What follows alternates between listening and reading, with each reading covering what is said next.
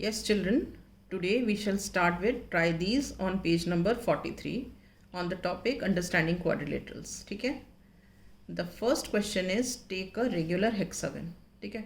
तो हम पहले regular hexagon बना लेते हैं. अप्रॉक्सीमेट फिगर बना रही हूँ बेटा, एग्जैक्ट नहीं बन पाएगा.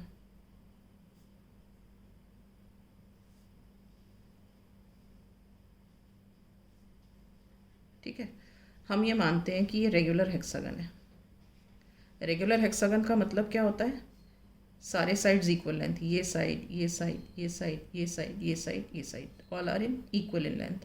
और ये एंगल, ये एंगल, ये एंगल, ये एंगल, ये एंगल, ये angle, they are all equal in measure. ठीक है. अब यहाँ पूछा है what is the sum of the measure of its exterior angles X Y Z P Q R. अब हम क्या करते हैं, इसमें इनके एक्सटीरियर एंगल्स बना लेते हैं.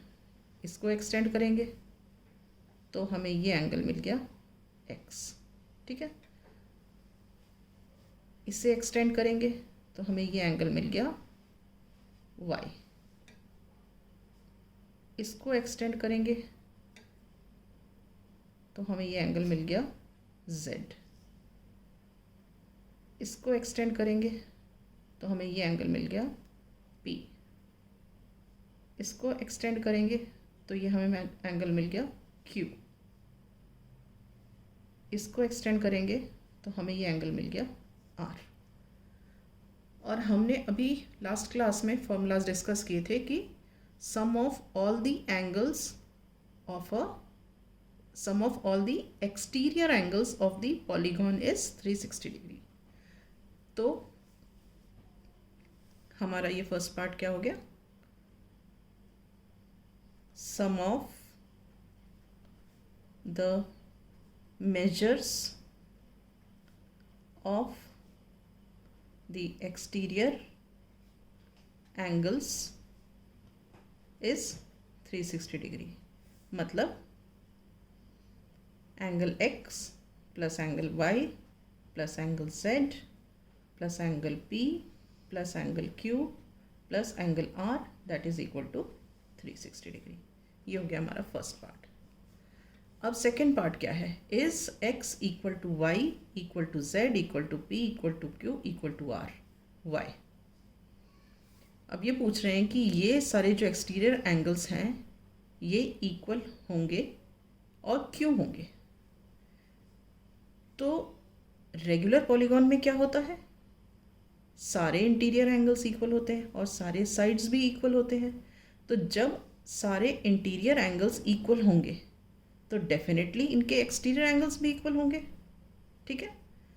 तो हम लिखेंगे since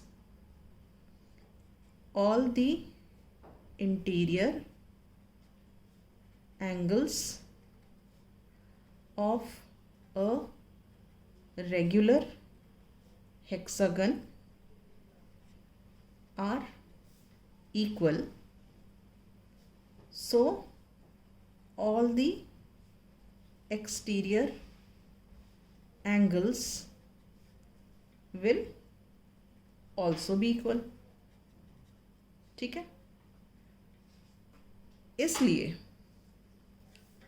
therefore x is equal to y is equal to z is equal to p is equal to q is equal to r.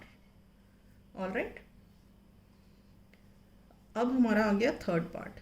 ये हमारा फर्स्ट पार्ट था, ये हमारा सेकेंड पार्ट था और ये अब हमारा आ गया थर्ड पार्ट. इस थर्ड पार्ट में क्या है? What is the measure of each exterior angle. पहले अब हमें निकालना है कि ये जो एक्सटीरियर एंगल्स हैं इनका मेजर क्या होगा. ठीक है.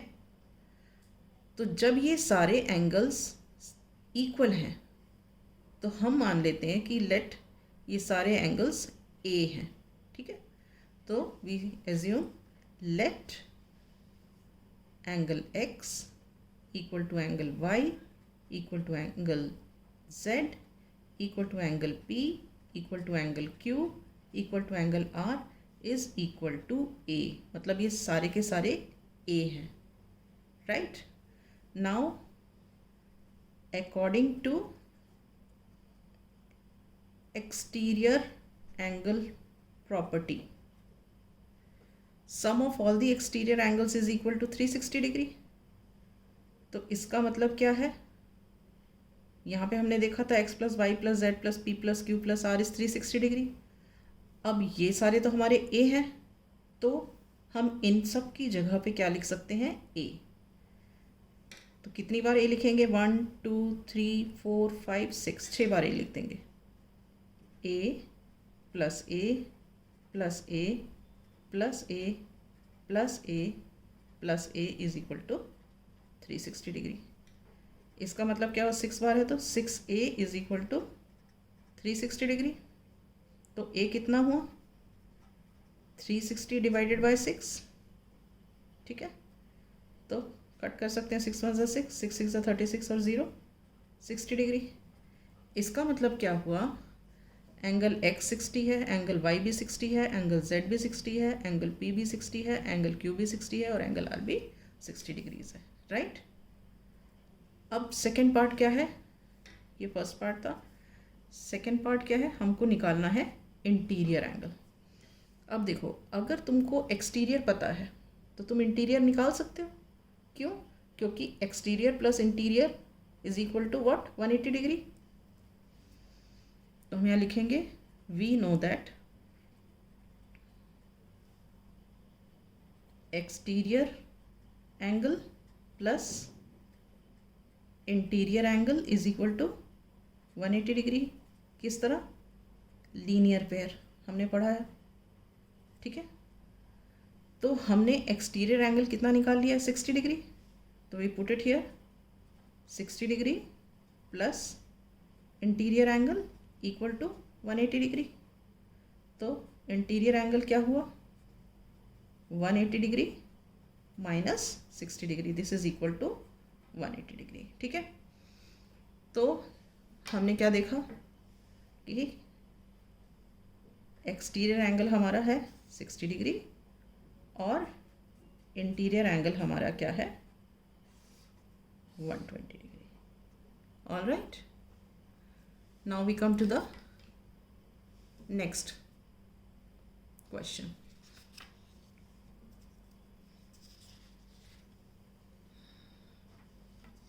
Next question is, we have to repeat this activity for the regular octagon. ठीक है, इसके लिए हमको पुरानी शीट भी यूज़ करनी पड़ेगी. हम इसको ऐसे रख लेते हैं. ठीक है, जैसे ये, क्योंकि ये सारे पार्ट्स इसमें भी आएंगे. We have to repeat this activity in case of regular octagon. अब पहले तो हम ऑक्टागन बनाते हैं. अप्रॉक्सीमेट बनाएंगे बेटा, एग्जैक्ट दिक्कत होती है. देखो,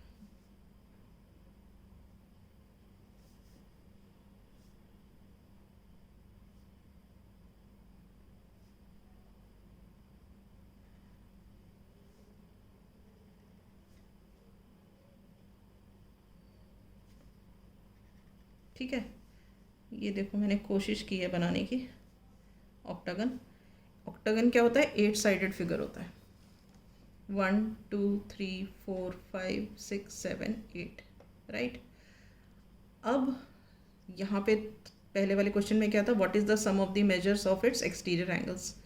इसमें तो 6 एक्सटीरियर एंगल्स थे. अब इसमें कितने होंगे? क्योंकि ऑक्टागन है तो 8. तो हम बना लेते हैं पहले एक्सटीरियर एंगल्स.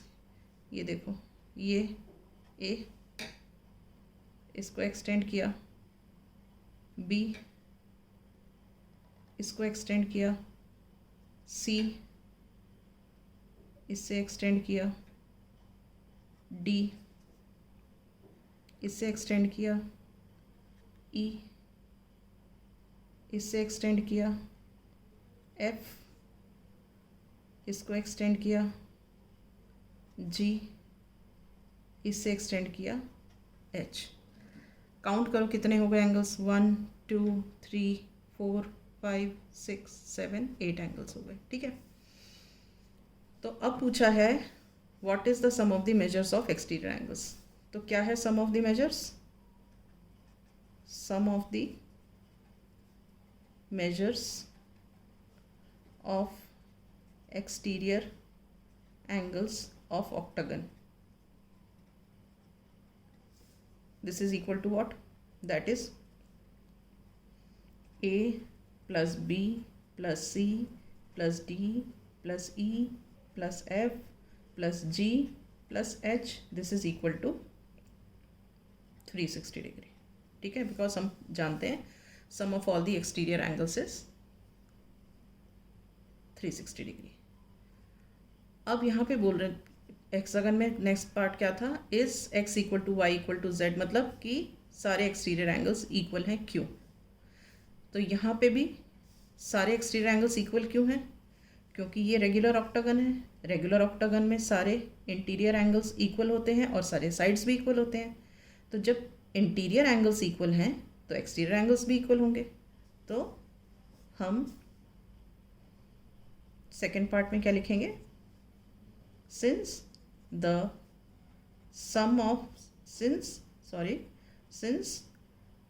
इंटीरियर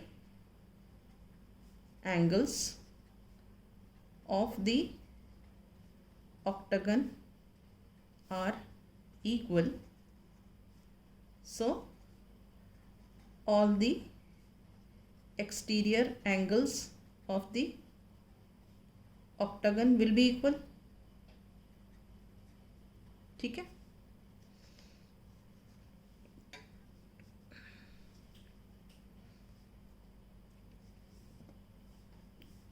क्योंकि सारे इंटीरियर एंगल्स इक्वल हैं इसलिए एक्सटीरियर एंगल्स भी इक्वल होंगे. तो हम इसको क्या लिख सकते हैं? So angle A equal to angle B equal to angle C equal to angle D equal to angle E equal to angle F equal to angle G equal to angle H. Right ना? Okay. Now the third part, what is the measure of each exterior angle. ठीक है. अब जब सारे exterior angle equal हैं तो हम सारे एक्सटीरियर एंगल्स को मान लो x मान लेते हैं. ठीक है. So we will say let a equal to b equal to c equal to d equal to e equal to f equal to g equal to h is equal to x. मतलब ये भी x, ये भी x, ये भी x, ये भी x, ये भी x, ये भी x, ये भी x, ये भी x. ठीक है. तो ये सारे जो 8 एंगल्स हैं सब x हैं. राइट. और हमको क्या पता है? Sum of all the exterior angles is 360 degree. So a plus b plus c plus d plus e plus f plus g plus h, this is equal to 360 degree. अब क्योंकि ये सारे x हैं तो इन सब की जगह मैंने लिख दिया x x x x x x x x is equal to 360 degree. तो ये मैंने 8 टाइम्स लिखा है. 1 2 3 4 5 6 7 8. So it means 8x is equal to 360 degree. So x is equal to what? 360 degree upon 8. अब कट कर लो. 8 1 सा 8, 8 4 सा 32, 4 रिमाइंडर, 8 5 सा 40. This implies that x is equal to 45 degree. इसका मतलब क्या हुआ कि ये भी 45, ये भी 45, ये भी 45, ये भी 45, ये भी 45, ये भी 45, ये भी 45 और ये भी 45. सारे एक्सटीरियर एंगल्स 45 डिग्री के. Now we have to find the interior angle. अब इंटीरियर एंगल कैसे निकालेंगे? Interior angle plus exterior angle, this is equal to 180 degree according to linear pair. अब एक्सटीरियर एंगल 45 डिग्री है तो हमने क्या किया यहाँ पे? Interior angle plus 45 degree that is equal to 180 degree. ठीक है. This implies that interior angle is equal to 180 degree minus 45 degree which is equal to 135 degree. Is this clear? So with this I end my session here. In the next class we shall start with the next exercise.